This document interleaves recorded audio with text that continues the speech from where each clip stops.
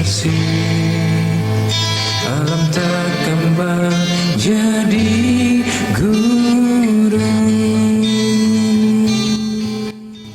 Nah, baik, kita sekarang beranjak ke PKM yang kedua ini ya, Menir ya? Iya. Ya, oke. Boleh, Menir, silakan dijelaskan sedikit, Menir. Ya, jadi kalau tadi yang pertama terkait kacang kawangkoan selaku program kreativitas penerapan IPTEX. Ya. Sekarang yang kedua ini adalah program kreativitas mahasiswa bidang Karsa Cipta.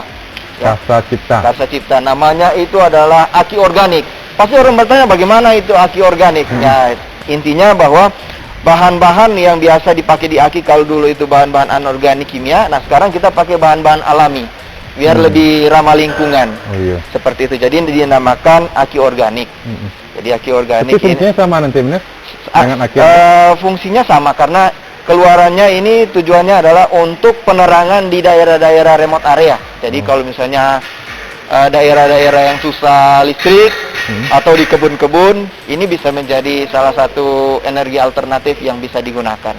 Nah, ini mungkin ada anggotanya ada 5, cuma masih belum hadir. Jadi ada 3 orang. Nanti mereka akan menjelaskan bagaimana prinsip kerja dari Aki Organik ini. Ya, oke. Boleh, silakan. Kita perkenalan dengan timnya ini ya. Perkenalan tim. Jadi perkenalkan, nama saya Francis Sinaga, selaku ketua tim dari PKMKC dengan judul Aki Organik.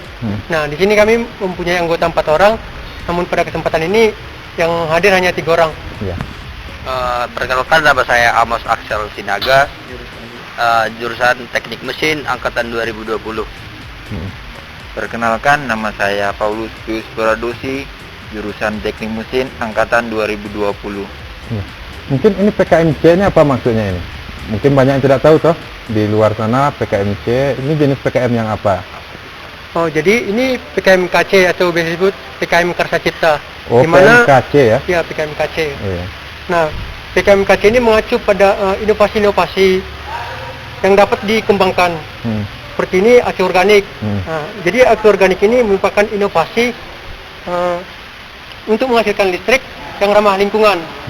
Apalagi kita tahu bahwa di zaman sekarang kan kita terlalu memakai bahan bakar fosil. Jadi sini kami menerapkan PKMKC agar nantinya alat kami ini atau Aki Organik ini dapat dimanfaatkan di tempat-tempat yang belum punya listrik. Oh, ini diperuntukkan untuk rumah begitu ya? Boleh rumah, boleh lampu jalan. Kalau kayak kendaraan begitu tidak bisa? Atau bagaimana? Ini memang dikhususkan untuk rumah? Ya, dikhususkan untuk kendaraan belum ya, Benar ya? Belum. Belum. Kalau kendaraan sebenarnya bisa, tapi ini arus keluarnya kan masih DC. Tapi untuk karena ini masih dalam bentuk besar, toh? Karena ini kan ada rak-raknya ini. Iya. Masih agak ribet lah untuk kendaraannya. Mungkin kendaraan rakitan boleh ini, Benar. Rakitan untuk penerangan. Oh iya, oke. Silakan. Mungkin jelaskan ini bagaimana cara kerjanya ini. Nah, orang memegang ini biar jelas. Iya. Jadi Aki Organik ini menggunakan bahan belimbing hulu dan tanah liat dengan perbandingan tanah liat 1:1. Artinya tanah liat 1 gelas, contoh 1 gelas, dan juga belimbing hulu 1 gelas. Apa tadi? Belimbing? Belimbing hulu. Belimbing hulu itu buah itu ya? Kalau di Minahasa katanya itu belimbing botol ya. Oh, pokoknya belimbing ya? Oh iya, oke. Buahnya itu ya? Iya, buah. Oke. Nah, buahnya itu di blender, dihaluskan, kemudian dicampur dengan tanah liat yang perbandingan 1:1. Kemudian dimasukkan ke dalam tray. Nah, ini disebut tray. Nah, di dalam tray ini terdapat rangkaian yaitu papan PCB dan juga tembaga. Nah, di sini seng juga. Kemudian di sini dirangkai agar nantinya luarannya terdapat kutub. Nah, ini negatif dan positif. Iya. Mungkin bisa dicoba. Oh, ini sudah prosesnya sudah berapa persen ini? Sudah bisa dicoba ya? Sudah dicoba kemarin, sudah menghasilkan listrik. Ini udah 100% belum? Ini belum 100% karena ini masih dicoba. ambil data awal. Oh begitu. Berarti sudah sekitar berapa persen ini? Ini paling sudah sekitar 80%. Oh 80%. Boleh nih kalau mau. Sudah menghasilkan listrik kan? Oh sudah menghasilkan listrik ya.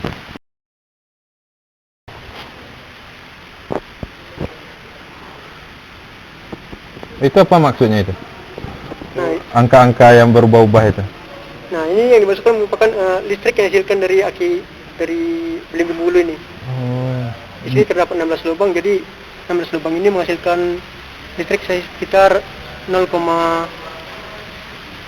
volt. Ini sudah minggu pertama dia lebih tinggi. Oh, begitu. Oh. Kalau masih basah, ya. Listrik yang dihasilkan lebih besar. Waktu pertama dia hasilkan sampai 16 volt. Oh, sampai 16 volt ya. Kira-kira ini kalau mau diperuntukkan rumah atau apa ini? Kalau rumah bisa. Kira-kira berapa satu rumah? Satu rumah bisa juga dia, karena ini intinya semakin banyak tray-nya ini, maka listrik yang akan dihasilkan semakin banyak. Karena satu tray seperti ini itu sekitar 0,48 volt. Jadi kalau kita akumulasi semakin banyak, terus menggunakan lampu LED, LED yang DC, pasti bisa menerangi rumah kita. Cuma catatannya semakin kering larutan yang ada di dalam sini, maka tegangannya akan semakin rendah. Berarti prospek kedepannya bagaimana ini benar? Soal bahan baku, soal misalnya kalau produksi apakah bisa banyak begitu, besar-besaran atau bagaimana? Kalau untuk sebagai alternatif, bahan baku pasti tersedia di alam. Oh, karena begitu. memang belimbing hulu boleh dikata bisa tumbuh di mana saja. Tanah liat juga banyak ya? Tanah liat juga banyak.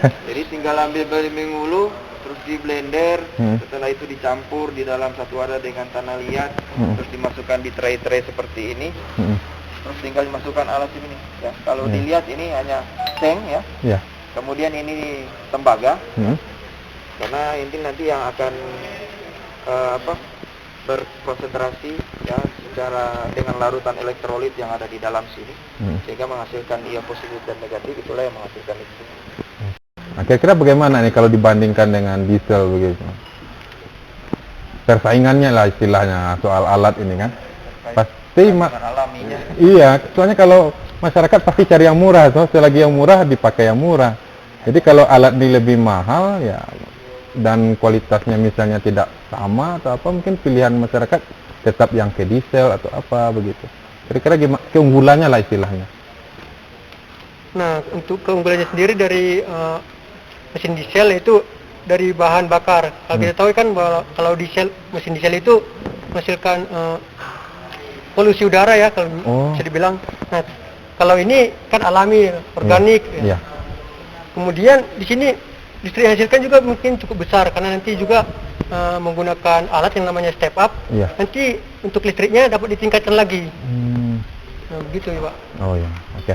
Sekarang ini lagi mungkin motivasi untuk mahasiswa di luar sana, kira-kira penting nggak sih ikut PKM seperti ini? Jangan-jangan cuma menghabiskan waktu, tenaga begitu. Silakan. Nah, kalau dari saya pribadi sangat penting. Kenapa? Karena disinilah kita mahasiswa-mahasiswa dapat menciptakan inovasi-inovasi baru, jadi kreatif kita dapat terapkan di dalam kegiatan PKM ini. Dan juga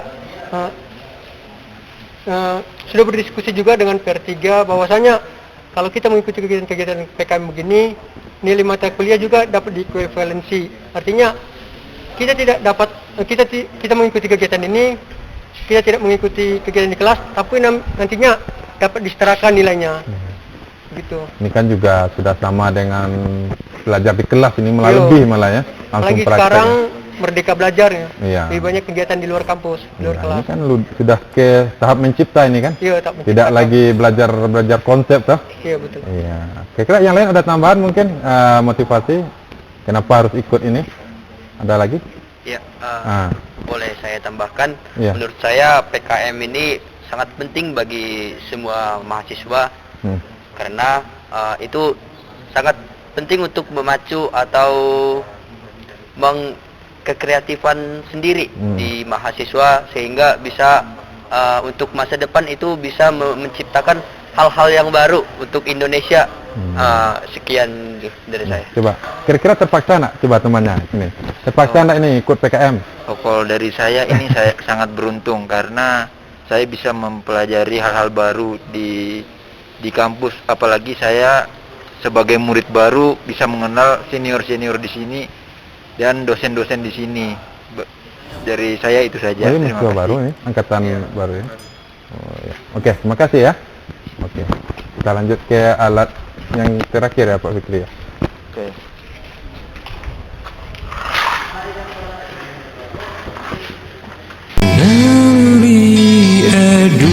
kasih, alam takkan jadi guru.